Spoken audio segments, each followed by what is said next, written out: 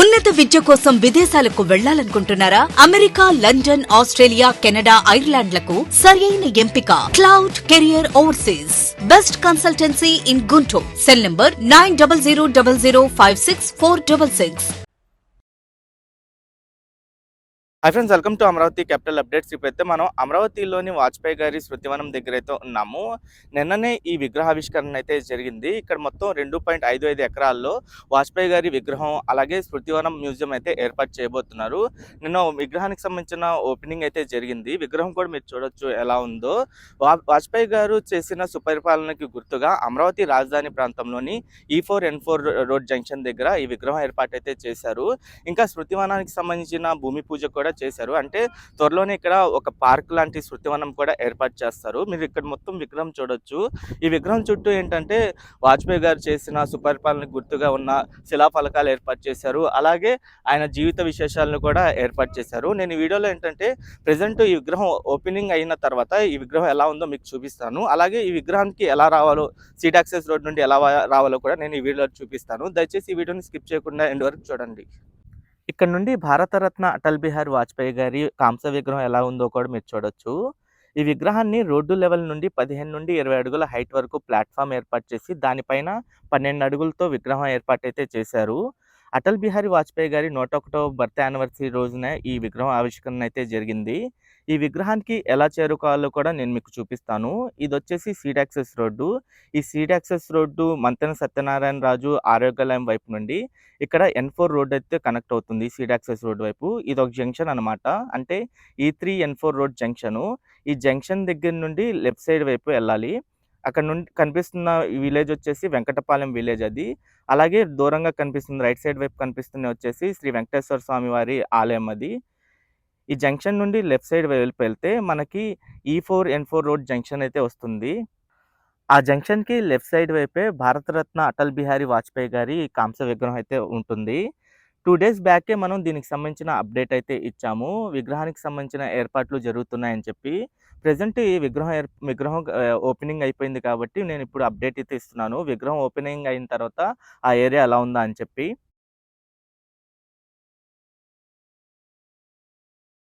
Present ఈ N4 రోడ్డుకి సంబంధించిన వర్క్స్ కూడా జరుగుతున్నాయి కంటిన్యూస్‌గా. ఈ రోడ్డు వచ్చేసి నవలూరు దగ్గర నుండి వెంకటపాలెం వరకు ఉంటుంది. ఈ N4 రోడ్డు. ఈ N4 రోడ్డు E1 రోడ్‌తో అయితే ఎండ్ అయిపోతుంది.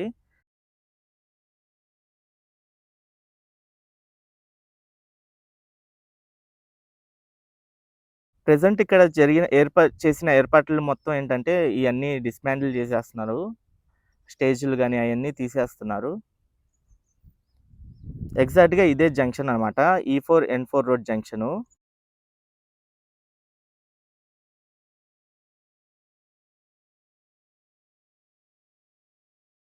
ఇక్కడున్న E4 రోడ్డు వచ్చేసి ఉండవల్లి దగ్గర నుండి స్టార్ట్ అయ్యి అనంతవరంతో అయితే ఎండ్ అవుతుంది.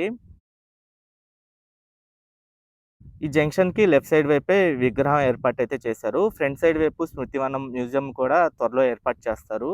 ఈ విగ్రహం కూడా మొత్తం మీరు చూడండి ఎలా కనిపిస్తుందో.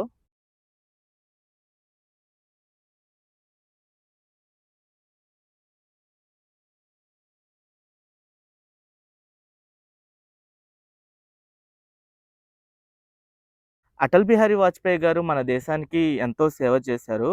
ఆయన సేవకి గుర్తుగా మన రాజధానిలో అటల్ బిహారీ వాజ్పేయి గారి విగ్రహం ఏర్పాటు చేయడం నాకు చాలా హ్యాపీ అనిపించింది.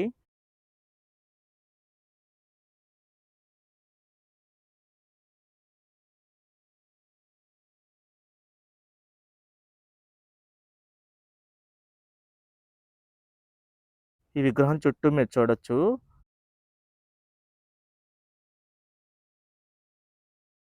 ఆయన చేసిన సుపరిపాలనకి గుర్తుగా ఒక శిలాఫలకం ఏర్పాటు చేశారు. అలాగే ఆయన జీవిత విశేషాలకు సంబంధించిన శిలాఫలకం కూడా ఒకటి ఏర్పాటు చేశారు.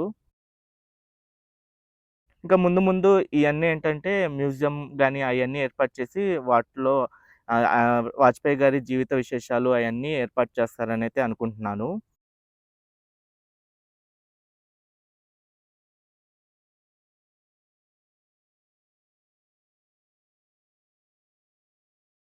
చాలామంది వచ్చి సెల్ఫీలు దిగి, ఫోటోలు దిగి అయితే వెళ్తున్నారు.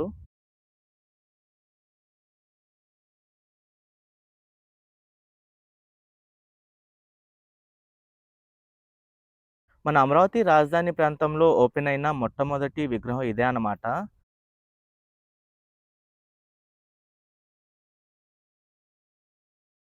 ఇక్కడ నుండి విగ్రహం టోటల్ వ్యూ మొత్తం మీరు చూడొచ్చు.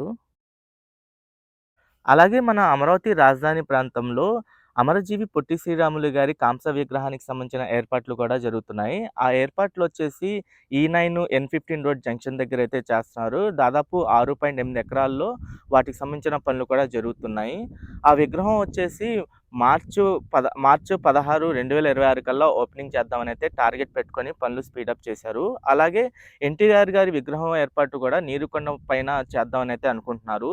దానికి సంబంధించిన డీపీఆర్ కూడా రెడీ అయిపోయింది. త్వరలోనే టెండర్‌లు పిలిచి ఆ పనులు కూడా స్టార్ట్ చేస్తారు. ఈ ఏరియా కూడా ప్రెజెంట్ ఇప్పుడు చూడొచ్చు. సభ మొత్తం కంప్లీట్ అయ్యడంతో మొత్తం తీసేస్తున్నారిక్కడ.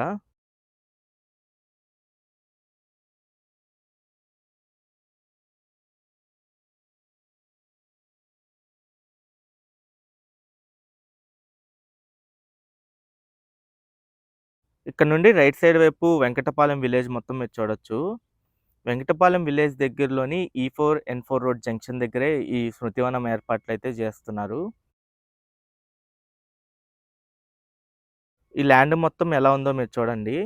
త్వరలో ఇక్కడ అంటే గ్రీనరీతో స్మృతివనం గాని, మ్యూజియం గాని అయన్నీ ఏర్పాటు చేసిన తర్వాత ఈ ఏరియా మొత్తం మారిపోతుంది. అలాగే అటల్ బిహారీ వాజ్పేయి గారి జీవిత విశేషాలు, అలాగే ఆయన చేసిన సుపరిపాలనకు గుర్తుగా ఇక్కడ శిలాఫలకాలు ఏర్పాటు చేశారు. ఆ శిలాఫలకాలు కూడా నేను మీకు చూపిస్తాను.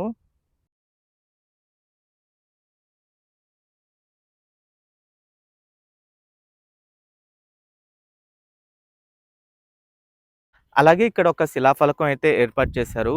ఈ విగ్రహ ఆవిష్కరణకొచ్చిన ముఖ్య అతిథులు సీఎం నారా చంద్రబాబు నాయుడు గారు, అలాగే కేంద్ర వ్యవసాయ శాఖ మంత్రివర్యులు శివరాజ్ సింగ్ చౌహాన్ గారు. ఇంకో పక్క ఏంటంటే అటల్ బిహారీ వాజ్పేయి గారి జీవిత విశేషాలతో ఇంకో శిలాఫలకం అయితే ఏర్పాటు చేశారు. ఈ లొకేషన్‌కి ఎవరైనా దగ్గరలో ఉంటే ఒకసారి వచ్చి విజిట్ చేయండి. ఎందుకంటే వాజ్పేయి గారు చేసిన సుపరిపాలన, అలాగే ఆయన జీవిత విశేషాలు మీకు కూడా తెలుస్తాయి. ఎవరైనా మన ఛానల్‌కి కొత్తగా వచ్చినట్టయితే ఛానల్‌ని సబ్స్క్రైబ్ చేసుకోండి. ఈ వీడియో అయితే నేను ఇక్కడితో ఎండ్ చేస్తున్నాను. అమరావతిలో జరుగుతున్న ప్రతి ఒక్క డెవలప్‌మెంట్‌కి సంబంధించి ఎప్పటికప్పుడు మన ఛానల్‌లో లేటెస్ట్ అప్డేట్స్ అనేవి ఇస్తుంటాను.